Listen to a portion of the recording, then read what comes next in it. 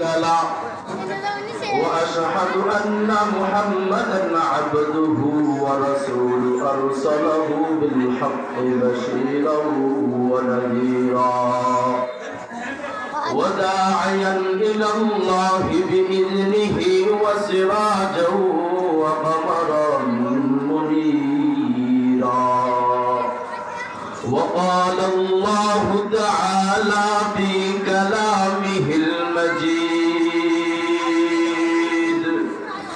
وفرقانه الحميد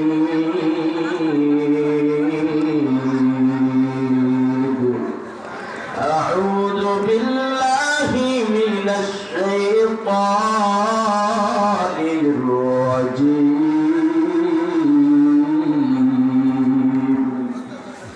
بسم الله الرحمن الرحيم يا أيها الذين آمنوا اتقوا الله حق تقاته ولا تموتن إلا وأنتم مسلمون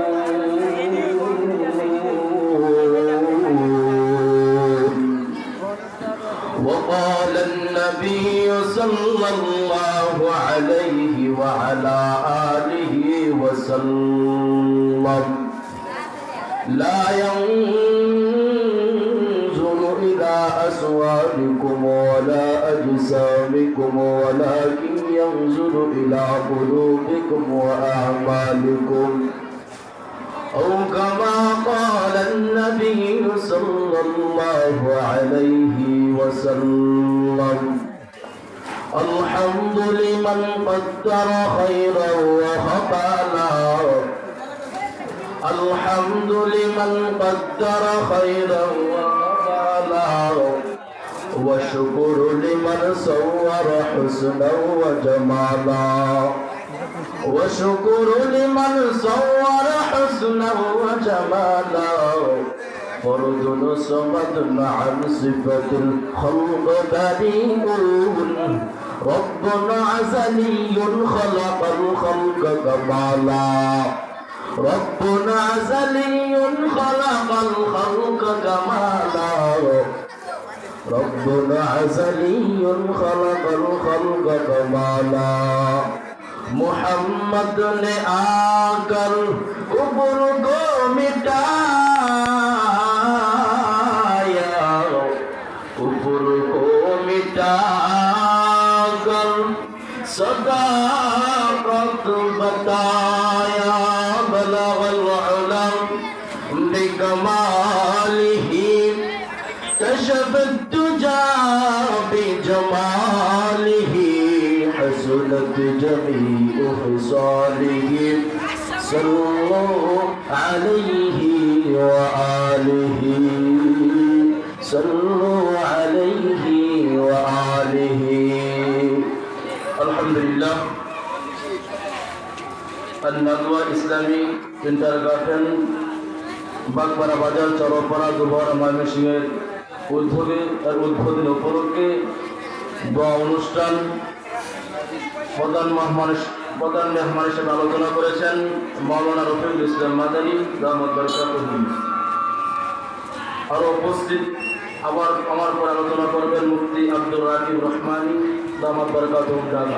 আপনারা সকলেই দাঁড়িয়ে না থেকে সকলেই বসে যাবেন। অল্প সময় আলোচনা করবেন ইনশাআল্লাহ, মনোযোগ সহকারে শোনার চেষ্টা করবেন। আল্লাহ পাক রব্বুল আলামিন বলেন, সকলে একটু আগায় বসে, সকলে একটু আগায় বসে, সামনে দিকে আগায় বসে। লা ইলাহা ইল্লাল্লাহ লা ইলাহা ইল্লাল্লাহ লা ইলাহা ইল্লাল্লাহ। আমি যে আয়াতে কারিমা আপনাদের সম্মুখে পাঠ করেছি, সেই আয়াতের মধ্যে আল্লাহ পাক রব্বুল আলামিন বলতেছেন, ইয়া আইয়ুহাল্লাযীনা আমানু তাকুল্লাহ আল্লাহ পাক রব্বুল আলামিন বলেন ইয়া আইয়ুহাল্লাযীনা আমানুত্তাকুল্লাহ। এরে দুনিয়ার মানুষেরা হে ইমানদার বান্দারা ইত্তাকুল্লাহ, আল্লাহকে ভয় করো। কি করো? আল্লাহকে ভয় করো। আল্লাহর ভয় যার অন্তরের মধ্যে থাকবে ওই বান্দা কখনো নামাজ না পড়ে থাকতে পারবে না। আল্লাহর ভয় যে বান্দার অন্তরের মধ্যে থাকবে ওই বান্দা কখনো মাওলার নাফরমানি করতে পারে না। মাওলার ভয় যার অন্তরের মধ্যে থাকবে ওই বান্দা কখনো নামাজ না পড়ে দোকানপাটে ঘোরাফেরা করতে পারে না। এই জন্য আল্লাহ পাক কোরআনের জায়গায় অনেক জায়গায় আল্লাহ বলেন ইত্তাকুল্লাহ। আরে মুমিন বান্দারা আমার ভয়টা অন্তরের মধ্যে ঢুকায় নাও। আমার ভয়টা অন্তরের মধ্যে যদি ঢুকাইতে পারো এই দুনিয়ার মুহাব্বত তোমার কাছে ভালো লাগবে না, এই দুনিয়ার সম্পদ তোমার কাছে ভালো লাগবে না, এই দুনিয়ার টাকা তোমার দুনিয়ার সম্পদ তোমার কাছে ভালো লাগবে না। আল্লাহর মাআরিফত যদি অর্জন যদি করতে পারো দুনিয়ার মুহাব্বত তোমার কাছে ভালো লাগবে না। আল্লাহ নবী বলেন হুব্বুদ দুনিয়া রাহতু কুল্লি খাতিআ, এই দুনিয়ার মুহাব্বত সমস্ত গুনাহের মূল, সমস্ত গুনার উপর দুনিয়া। এই দুনিয়ার মানুষ সকলেই পাগলের দল। একদল মানুষ টাকার পাগল, আরেক দল মানুষ সম্পদের পাগল, আরেক দল মানুষ নারীর পাগল, আরেক দল মানুষ ক্ষমতার পাগল, আরেক দল মানুষ চেয়ারের পাগল। আল্লাহ নবী বলেন আরেক দল মানুষ এরা টাকার পাগল না, এরা গাড়ির পাগল না, এরা বাড়ির পাগল না, এরা সম্পদের পাগল না, এরা শুধু হলো আমার মাওলার পাগল। এরা হাঁটতেও আমার মাওলাকে তালাশ করে আল্লাহ, এরা ঘুমাইতেও তালাশ করে আল্লাহ, এরা উঠতেও তালাশ করে আল্লাহ, এরা বসতেও তালাশ করে আল্লাহ। আল্লাহ বলেন আমি মানুষকে বড় দুর্বল করে বানাইছি। কেমন দুর্বল জানি কয়েকটা মশা যদি কামড় দেয় মশার কামড় সহ্য করতে পারে না। কেউ যদি একটা বেতের আঘাত করে বেতের আঘাতটা পর্যন্ত সহ্য করতে পারে না। ও এত উপর থেকে সূর্য তাপ দেয় তাপটা সহ্য করতে পারে না। কেমন বড়ই দুর্বল।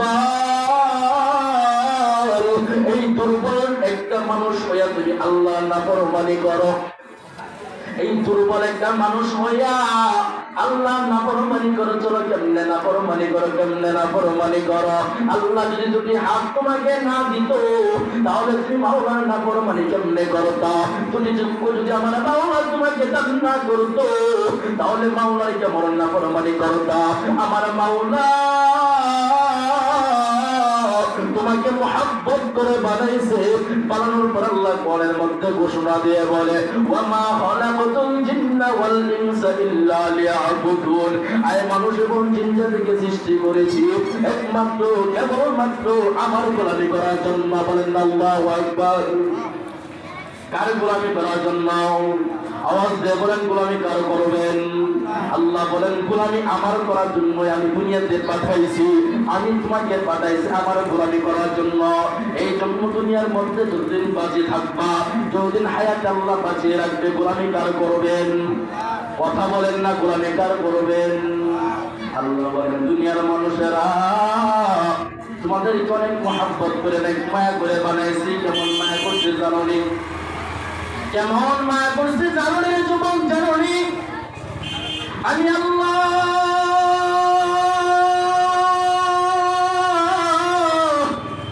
আসমান বানাইছি কোন পাইলা,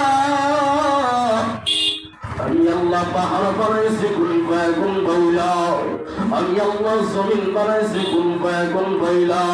কিন্তু তোমাকে আর আমাকে আল্লাহ কোন দ্বারা বানাই নাই। তোমাকে আর আমাকে আল্লাহ কোন বলে বানাই নাই। খলাকতু বিয়াদি, আমার আল্লাহ বলে বান্দা নিজের হাতে পুত্র এবং নিজের হাতে মুহাব্বত করে বানাইছি। এমন মুহাব্বত করছি জানোনি? মায়ের গর্ভে 10 মাস 10 দিন লাগছে। আমি আল্লাহ আসমানের উপর একটা আসমানটাও এতদিনে সৃষ্টি করি নাই, এত বড় জমিন তার এতদিনে সময় নেই নাই। কিন্তু তুমি 3.5 ঘাত একটা মানুষের মধ্যে আমার আল্লাহ এত সুন্দর এত মহব্বত করে মায়ের গর্ভে বানাইছি। 1 মাস 2 মাস বানাই নাই, 3 মাস বানাই নাই, আমার মাওলা 10 মাস 10 দিনে তোমাকে সুন্দর করে বানায় দুনিয়ার মধ্যে পাঠাইছি। শুধু তাই না, শুধু তাই না, আমার মাওলা রে বলে পারে বান্দা, আরে বান্দা দুনিয়ার মধ্যে যাইতাছো, দুনিয়ার মধ্যে কত রং তামাশা দেখবা, ওই রং তামাশা ওই আমি আল্লাহকে ভুলে যেও না, আমি আল্লাহকে ভুলে যেও না। আল্লাহ বলেন ইয়া আইয়ুহাল ইনসান মা গররাকা বিরাব্বিকাল কারীম।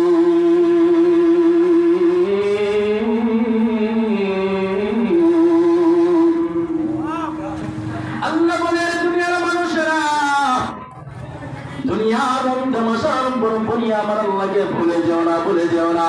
ব্যবসা করতে করতে আমি আল্লাহকে তোমরা ভুলে যেও না, ভুলে যেও না। কাজ কৃষি কাজ করতে করতে তুমি আল্লাহকে ভুলে যেও না, আল্লাহকে ভুলে যেও না। সন্তানের মহব্বতে পড়িয়া আল্লাহকে ভুলে যেও না, স্ত্রীর মহব্বতে পড়িয়া তুমি আল্লাহকে ভুলে যেও না, আল্লাহকে ভুলে যেও না।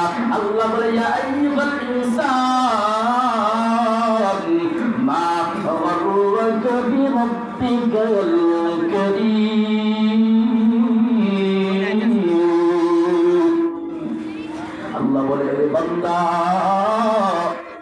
এই দুনিয়ার মধ্যে যে এক সময় মায়ের গর্ভ থেকে একদম উলঙ্গ অবস্থায় আসছো, নাকি কাপড় পরে আসছেন? উলঙ্গ অবস্থায় মায়ের গর্ভ থেকে আসছেন, ভালো করে বুঝবেন। মায়ের গর্ভ থেকে আসছেন উলঙ্গ অবস্থায়, কথা ঠিক না ঠিক? মায়ের গর্ভ থেকে উলঙ্গ অবস্থায় আসছেন, কিছুই নিয়ে আসতে পারেন নাই, নাকি সাথে টাকা নিয়ে আসছেন? কেউ কেউ টাকা নিয়ে আসেন নাই, কেউ গাড়ি নিয়ে আসেন নাই, কেউ পারে নিয়ে আসেন নাই, কেউ কাপড় পরে আসেন নাই। আমি যেভাবে আসছি আপনিও ঠিক তেমনি ভাবে আসছেন। আপনি উলঙ্গ ছিলেন, আমি উলঙ্গ ছিলাম, কিছুই নিয়ে আসতে পারি নাই। দুনিয়াতে আসার পর বাবার ওয়ারিসের সম্পদটা কিছু দূরে হয়ে গেলাম, মানুষের হক মারি খায়া কিছু সম্পদ অর্জন করে দূরে হয়ে গেলাম। তারপরে দুনিয়ার মধ্যে অল্প কিছুদিন বিচরণ করার পরে আবার যখন দুনিয়া থেকে বিদায় নিয়ে যখন চলে যাবো, চোখ তখন যদি বন্ধ, তখন কি আরো কিছু টাকা নিয়ে কবরে যেতে পারবেন?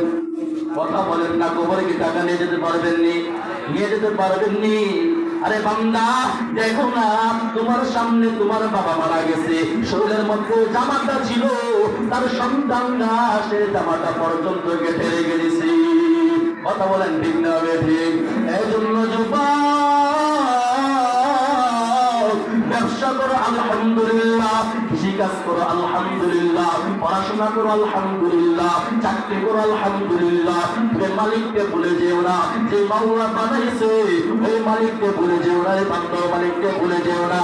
কারণ মালিক দুনিয়ার কোনো মানুষ না দেখলে একজন দেখে, তিনি কে? আওয়াজ দিয়ে বলেন না, তিনি কে? আল্লাহ। এই জন্য মালিক বারবার ইত্তাকুল্লাহ, আরে বান্দা আমার অন্তরের মধ্যে ঢুকাও, আমার অন্তরের মধ্যে ঢুকাও। আমার ভয় অন্তরের মধ্যে যদি ঢুকাইতে যদি পারো, তাহলে আমার আল্লাহ তোমার দ্বারা কোনো গুনাহের কাজ করাইবে না, গুনাহের কাজ করাইবে না। যখনই গুনাহ সামনে আসবে, তখনই মুমিনের অন্তরের মধ্যে আসবে ইত্তাকুল্লাহ, আমার আল্লাহ দেখতেছে। দুনিয়ার কোনো মানুষ না দেখলেও তিনি একজন থেকে, তিনি কে? কথা বলেন না, তিনি কে? দুনিয়ার কোনো মানুষ না শুনলে একজন শুনে, তিনি কে? আল্লাহ পাক রব্বুল আলামিন সবকিছু দেখতেছেন, সবকিছু শুনতেছেন।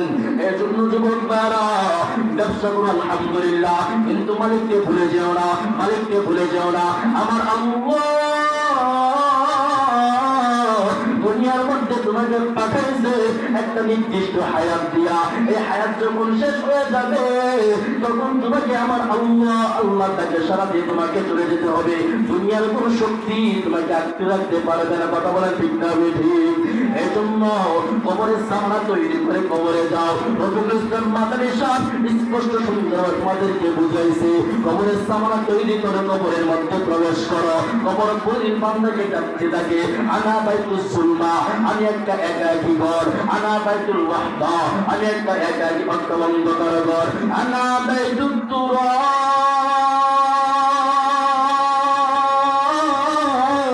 আমি একদম মাটির ঘর। যদি কবরের সামনা ইমানদার না হওয়া, বাক্কা সাচ্চা মুসলমান যদি না হওয়া কবরের মধ্যে যদি ঢুকো, কবর বলে আনা বাইতুত তুরাব, আমি একটা মাটির ঘর, আমার ডানেও মাটি, আমার পিছনেও মাটি, আমার সামনেও মাটি, আমার ডানেও মাটি, বামেও মাটি, আমার সামনেও মাটি, আমার পিছনেও মাটি। এত জোরে জোরে মাটি দিয়ে চাপ লাগাইবো,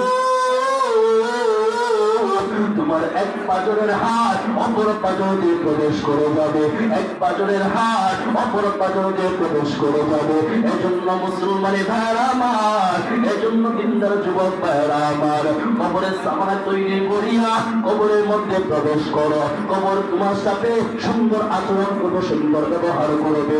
আসরের ময়দানে আল্লাহ পাক রব্বুল আলামিন তোমাকে মুক্তি দিয়া, আল্লাহ পাক রব্বুল আলামিন তোমাকে জান্নাত দান করে। বলেন না সুবহানাল্লাহ। এজন্য কবরের সামানা তৈরি করে কবরে যেতে হবে। কেমনে কবরের সামানা তৈরি করবা? কবরের সামানা কি? এটার নাম কি? এটা আবার কোন জগতের হালুয়া? বলি এটা কোনো হালুয়া না, এটা হলো শীতের মৌসুমে মুমিনের পরীক্ষা।